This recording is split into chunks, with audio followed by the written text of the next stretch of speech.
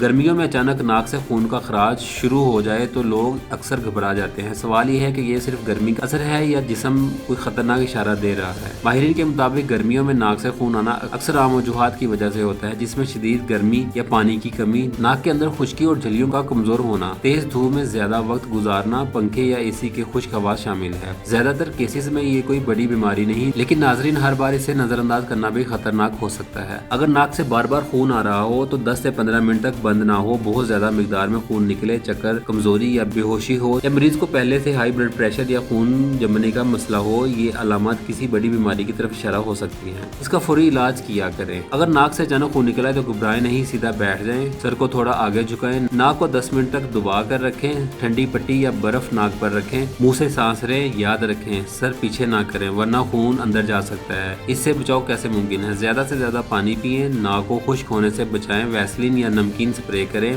धूप में निकलते वक्त सर ढांपें, बच्चों को नाक में उंगली डालने से रोकें।